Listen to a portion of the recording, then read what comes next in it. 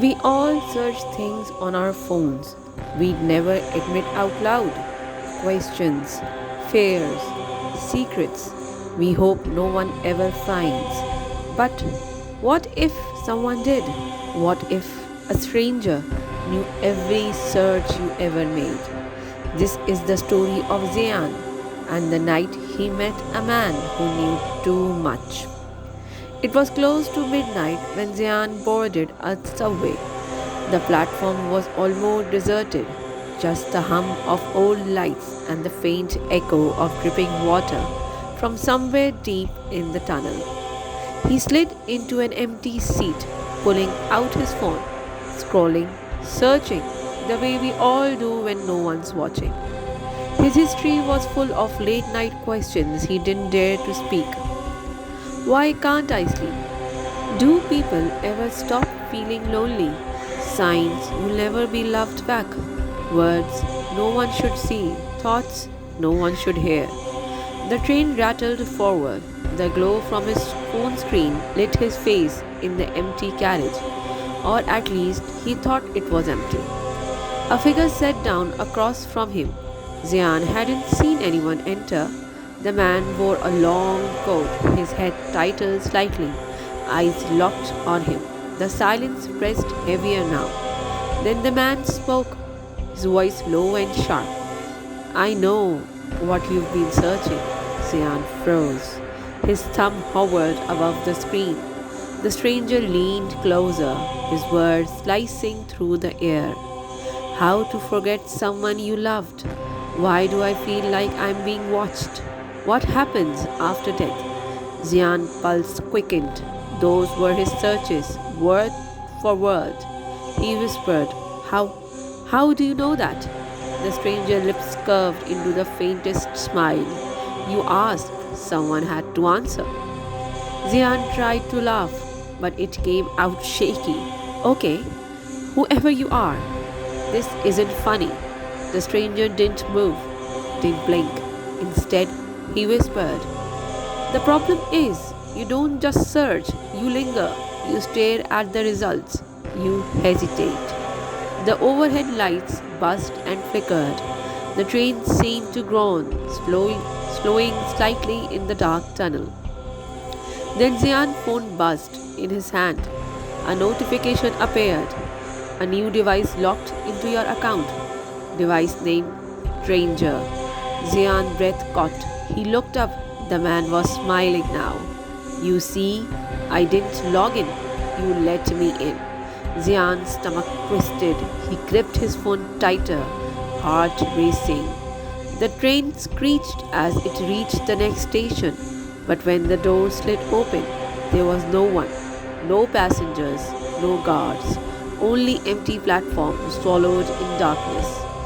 The stranger stood slowly, his shoes echoing on the metal floor. Step by step, he crossed the aisle towards Zian. Zian's back hit the window. His voice cracked. What do you want from me? The man leaned down, his face almost invisible in shadow. Not what you typed, what you thought. And with that, the lights cut out. Total darkness. Only Zian panicked breathing, and a whisper inches away from his ear. You never stop searching, do you? Zian's scream echoed in the tunnel. The train jolted forward again, faster this time. When the lights flickered back, the stranger was gone. But Zian wasn't alone. Every single seat around him was suddenly occupied. Men, women, children, all sitting perfectly still, faces pale, eyes lifeless, and every single one of them straight at him. His phone buzzed one last time. A message glowed on the screen. New destination set. Passenger one of many. Zian's heart dropped. The train wasn't stopping. The ride wasn't over. Zian's throat tightened. Dozens of pale faces turned toward him. None of them blinked. The train rocked forward, wheels screeching on the rail. The sound louder now, too loud. It was like the noise was alive, screaming with him. Zian stood slowly, clutching his phone. Who, who are you? He whispered, his voice shaking. None of the passengers answered, but in eerie unison they all reached into their pockets and pulled out phones. Each screen lit up, glowing blue in the dark garage, and on every single one was Zian's search history. He stumbled back, his legs weak. This isn't real. This can't be real.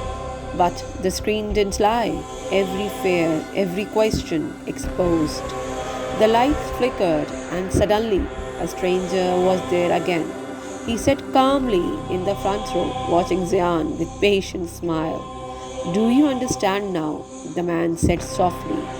You're not alone. Every thought you bury, every search you hide, they belong here. Zian's pulse pounded in his ears.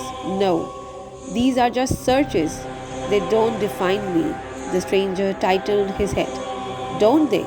Every late night questions, every desperate plea, they reveal who really you are. You cannot escape what you ask. The passenger began whispering. But it wasn't random. It was his own voice repeated back at him. Why am I not good enough? Will anyone ever love me? Am I wasting my life? Zian fell to his knees, covering his ears. Stop, stop, stop it! The stranger leaned forward, his eyes dark and endless. Why silence it? This is you. Zian's phone buzzed violently in his hand. The screen glowed with the final notification. Last search pending. Will you ever fight back? His chest rose and fell in raged breaths. He looked at his lifeless passengers, the whispering mouth and the screens glowing with his fear. And then something shifted. For the first time, Zian spoke with force. His voice cut through the whispers. No, this isn't me. These are my fears, yes, my doubts, but they are not my future. The whispers grew louder, pressing against him like a storm, but Zian stood taller. I searched for answers, but I forgot something. He raised his phone, his hand steady now. The answers aren't here, they are in me.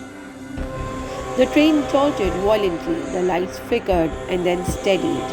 The passenger faces began to blur, fading like smoke, one by one.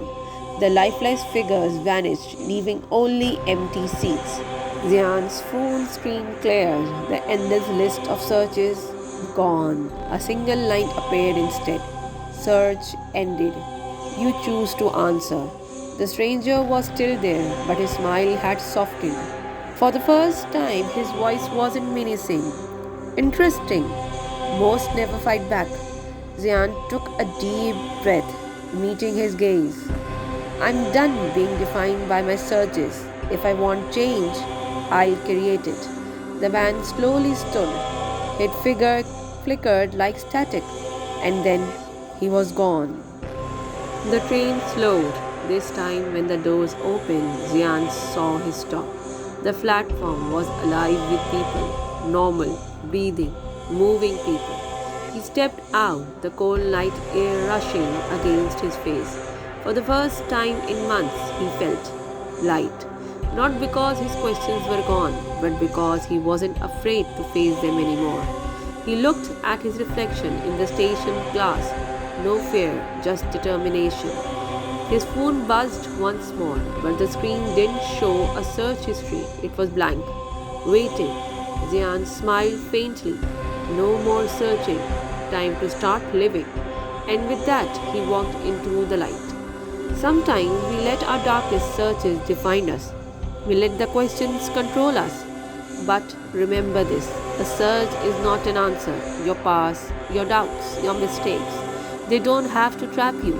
Like Zian, you could decide to fight back, to stop asking and start acting. Because in the end, the scariest search is never on your phone, it's inside yourself.